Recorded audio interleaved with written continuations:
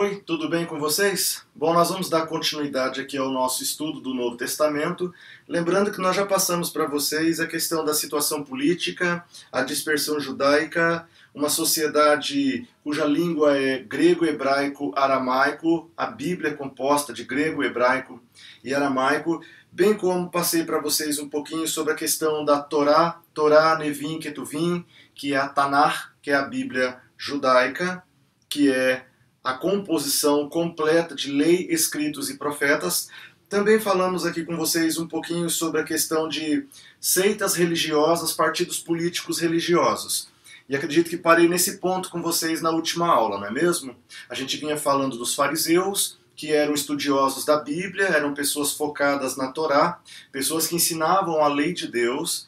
Depois eu passei um pouquinho para vocês sobre os saduceus, que eram um pouco mais elitizados, faziam parte de uma aristocracia judaica, eram um pessoal que não cria em anjos, em demônios, em ressurreição, eram mais, digamos assim, materialistas, não é mesmo?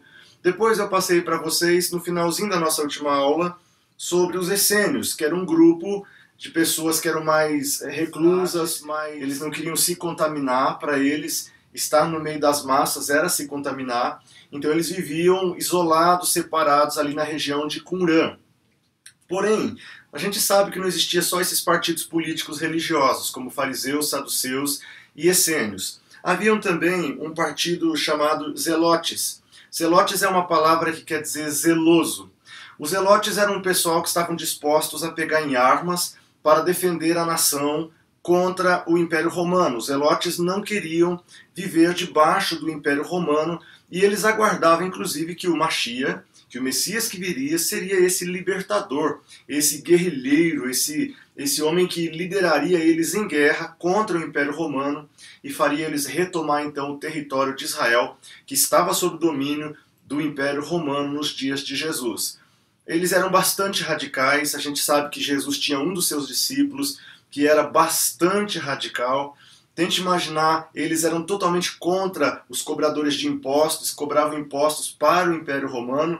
Imagine que Jesus também tinha um dos seus discípulos, Mateus, isto é, Levi, que também era cobrador de impostos. Então tente imaginar como Jesus teve que gerenciar os seus discípulos, os seus apóstolos, gerenciar uma pólvora andante, uma bomba andante, que era um dos zelotes, que fazia parte do grupo, e um publicano, um cobrador de impostos. Só para lembrar para você, quando a Bíblia fala de publicano, a Bíblia está falando de uma pessoa que trabalha em serviços públicos, tá bom? Zaqueu era publicano, ele trabalhava na prefeitura de Jericó, era literalmente o anão do orçamento.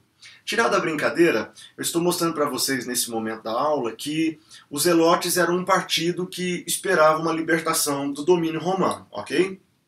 Porém, não havia só os zelotes, não havia só os saduceus, não haviam só os fariseus. E, portanto, nós temos vários partidos políticos religiosos. Nós temos, então, os fariseus, os saduceus, nós temos os essênios, e agora estou passando para vocês que havia um grupo chamado de zelotes, ou os zelosos. Mas um outro partido político religioso que existia nos dias de Jesus eram os herodianos. Os herodianos é o pessoal que trabalha aí para o lado do Império Romano, trabalha na prefeitura. Acabei de falar do publicano. Os publicanos, grande maioria deles, eram herodianos, eram pessoas que apoiavam o governo de Herodes.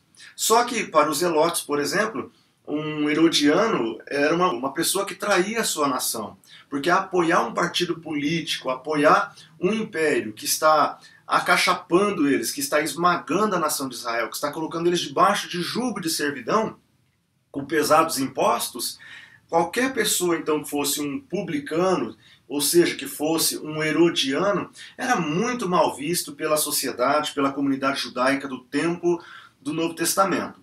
Então nós sabemos que existiam essas várias facções, essas várias divisões. De um lado o pessoal que ensinava a Bíblia, que são os fariseus, infelizmente eles não viviam. De outro lado nós tínhamos um pessoal que é elitizado, é um pessoal que está muito focado nas coisas materiais. Por outro lado, nós temos um pessoal que está totalmente isolado do mundo, da vida e de todos, porque eles não querem, digamos assim, se contaminar com a sociedade, com os pecadores. Por outro lado, nós temos o pessoal que trabalhava para a prefeitura, para os romanos, e do outro lado nós tínhamos um pessoal que estava disposto a pegar em armas para poder atacar qualquer pessoa que defendesse o Império Romano. Bom, esta é a situação panorâmica do Novo Testamento. Ainda havia o partido político-religioso dos escribas, que era um pessoal que estava mais envolvido com o ensino, com as cópias, com os manuscritos da Torá, que eram aqueles que trabalhavam mais a parte de erudição de cópias de manuscritos, tá bom? Então nós estamos passando para vocês um pouquinho de como eram as facções, os grupos religiosos nos dias de Jesus de Nazaré. Mas havia também a literatura extracanônica, havia literatura apócrifa. Apócrifa significa uma literatura não inspirada. Nos dias de Jesus já existiam, por exemplo, aqueles livros lá do Antigo Testamento que tem na Bíblia Católica, Judite, Baruque, Sabedoria, Eclesiásticos, o livro de 1 Macabeus, 2 Macabeus. Esses livros que estão na Bíblia Católica já existiam nos dias de Jesus. Tanto que quando foi feita a Septuaginta, isto é, a versão da língua hebraica para a versão grega, a versão dos 70 judeus eruditos, que na verdade eram 72, quando a Septuaginta foi feita, já foi adicionado à Septuaginta esses livros apócrifos, esses livros não inspirados que hoje aparecem na Bíblia Católica. Então, o pano de fundo do Novo Testamento também está envolvido com livros apócrifos, com livros não inspirados. E com certeza havia algumas pessoas naquela sociedade judaica que acreditavam nas lendas e nas histórias dos livros apócrifos. A gente sabe que historicamente muitos acreditavam naquilo. Apesar de que a comunidade de estudiosos do Novo Testamento já havia rejeitado aquele texto, mas infelizmente esses textos apócrifos entraram na Bíblia através da Septuaginta.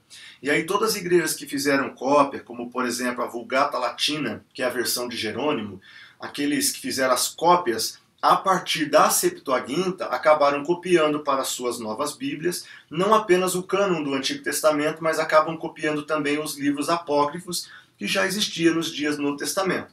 Essa é uma das razões de por que a Bíblia Católica tem esses livros a mais, e a Bíblia protestante não. A cristã, isto é, a Bíblia protestante, ela não trabalha com cópias de cópias. Ela não trabalha com, por exemplo, uma cópia de versão. O hebraico do Antigo Testamento foi traduzido para o grego, versão Septuaginta. Então a Igreja Católica, através de Jerônimo, quando fez a Vulgata Latina, pegou esta cópia, pegou esta versão já traduzida com esses acréscimos e acabou chegando até nós aí esses livros apócrifos. Como a Bíblia protestante não trabalha a partir da Septuaginta, que tem os livros apócrifos, a Bíblia protestante trabalha direto das línguas hebraica e da língua grega, e não trabalha a partir de uma versão feita do Antigo Testamento. Consegue entender? Muito bem. Então já havia os apócrifos e já havia os pseudepigráficos. Bom, os pseudepigráficos, a palavra já diz pseudo, que é falso, epígrafe, que vem de grafia, que vem de escrita.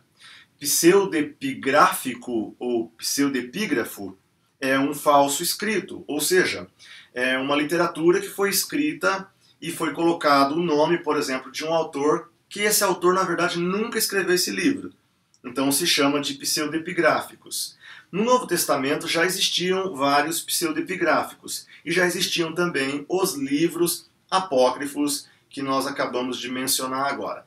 Então, durante a preparação do Novo Testamento, é bom que a gente tenha a consciência desses livros, desses pseudepigráficos. Porque, por exemplo, Judas, no seu texto, lá na Epístola de Judas, antes do Apocalipse, ele chega a mencionar o livro de Enoque, a profecia de Enoque. Mas que livro é esse? Porque nós não temos na Bíblia o livro de Enoque. Bom, esses eram textos pseudepigráficos que já rodavam naquela época, textos até mesmo, muitos textos gnósticos que já rolavam naquela época e que até o apóstolo João teve que combater o gnosticismo. O Novo Testamento já trabalha com essa possibilidade de pessoas que interpretam um texto e escrevem um texto e colocam o nome do autor, a questão da falsidade e da heresia. O apóstolo Pedro diz que algumas pessoas, elas não entendem o apóstolo Paulo. Ele diz que Paulo escreve coisas difíceis de entender, que os indoutos e inconstantes torcem para a sua própria perdição. Esses que torcem, isso está em 2 Pedro 3, 16 e 17. Isso que as pessoas torcem para a sua própria perdição, virou infelizmente naquela época textos, viraram livros, viraram pseudepigráficos, viraram livros de heresia, livros apócrifos, livros sem nenhuma inspiração divina.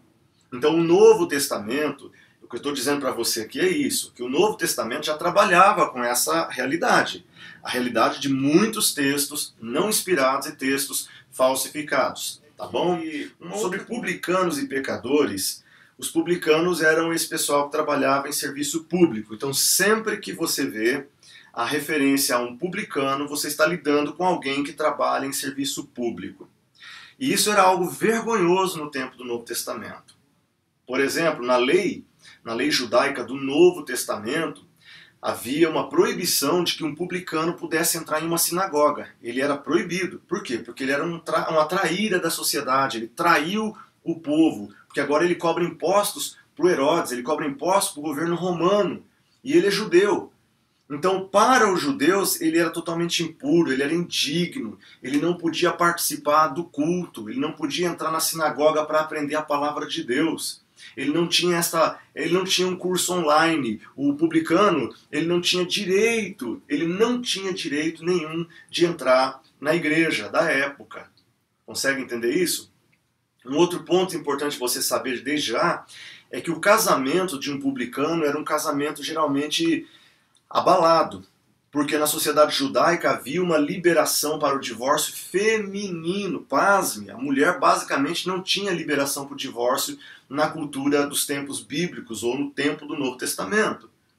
Mas a gente sabe muito bem pelos estudos de Talmud, ou pelos estudos de textos judaicos, ou pelo estudo de coletâneas de rabinos, livros históricos, a gente sabe muito bem que naquela cultura a mulher podia pedir divórcio do marido caso ele começasse a trabalhar como publicano.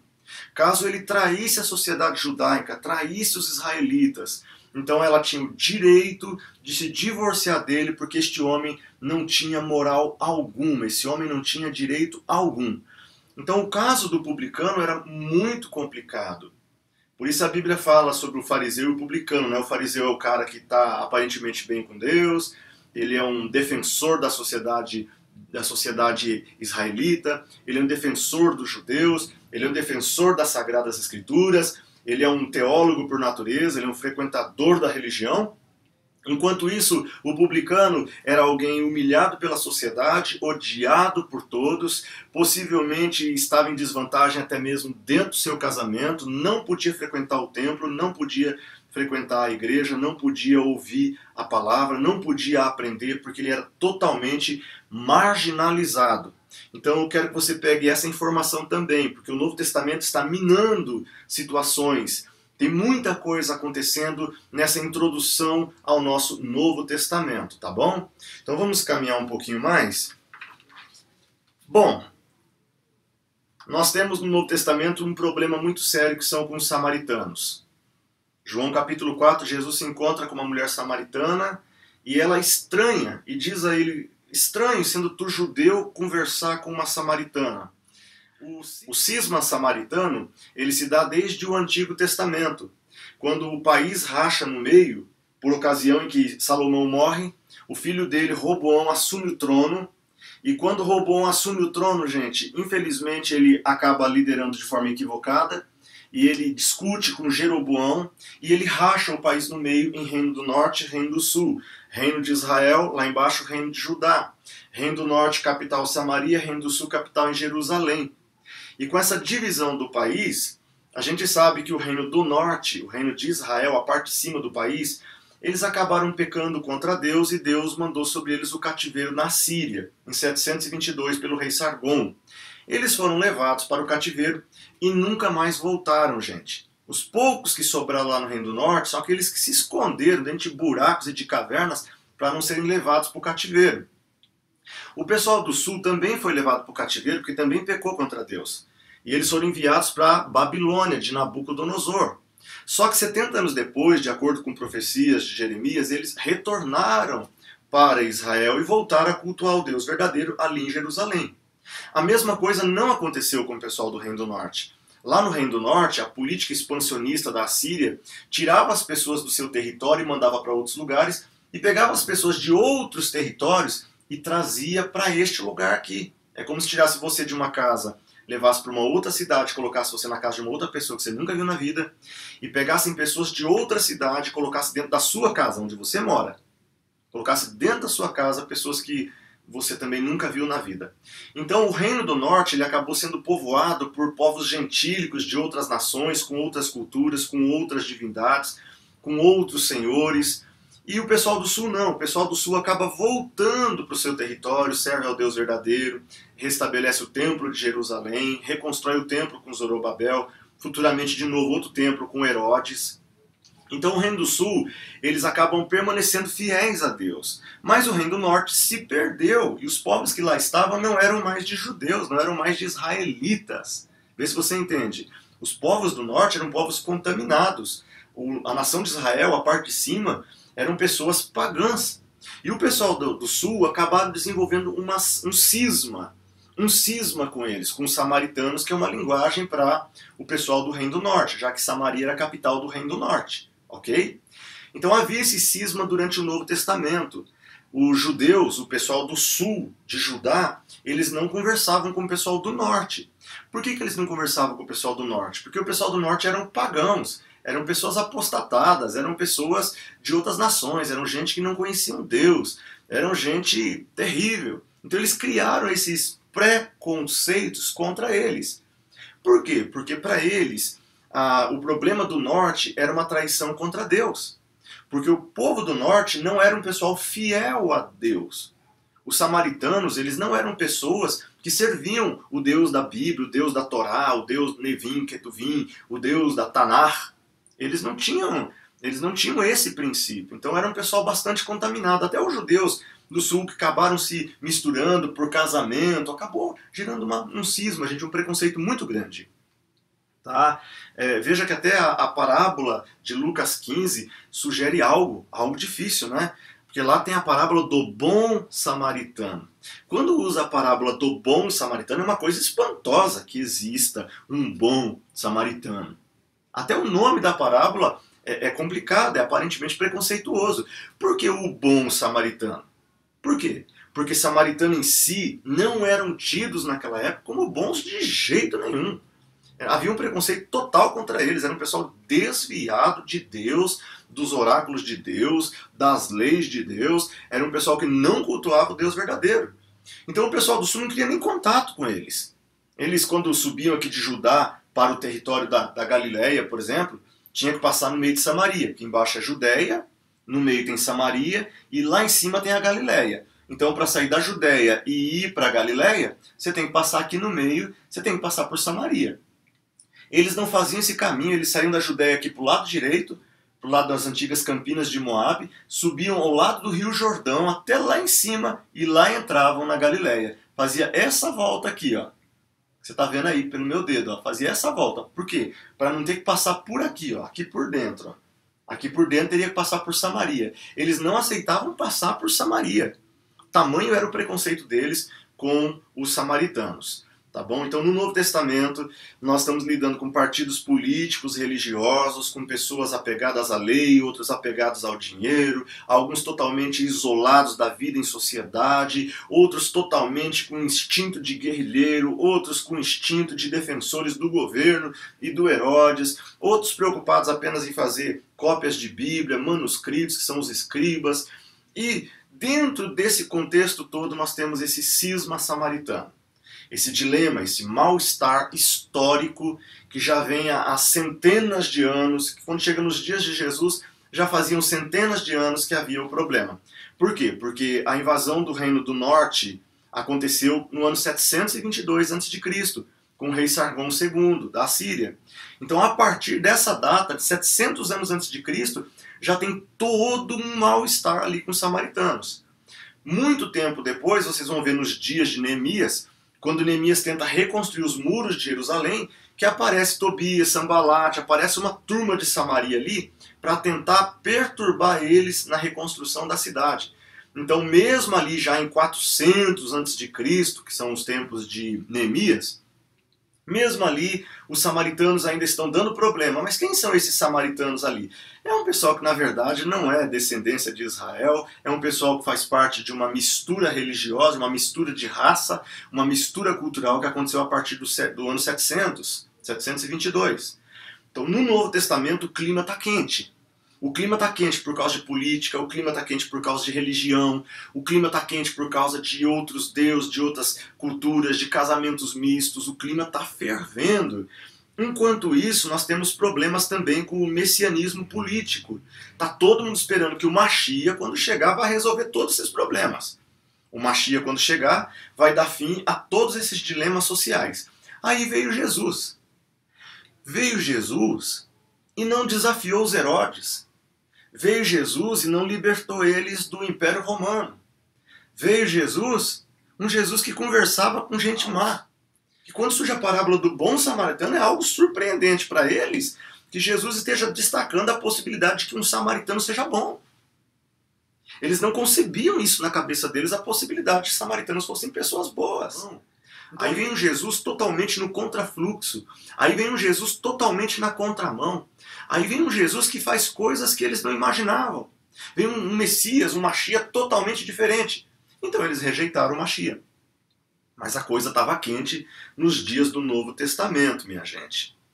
Bom, todos esses pontos devem ser entrelaçados para que a gente possa compreender com maior nitidez a mensagem do Novo Testamento. Então, recapitulando, nós falamos de situação política, dispersão judaica, falamos sobre as línguas da Bíblia, falamos sobre o exclusivismo judaico, uma ênfase na Tanar, uma ênfase na Torá, as questões de seitas político-religiosas, falamos para vocês um pouquinho aqui sobre a questão dos apócrifos, da literatura extracanônica, e estamos fechando com vocês o assunto de publicanos, pecadores, samaritanos, e também não podíamos deixar de falar o messianismo político e principalmente, viu gente, não podia esquecer isso, sacerdócio corrupto.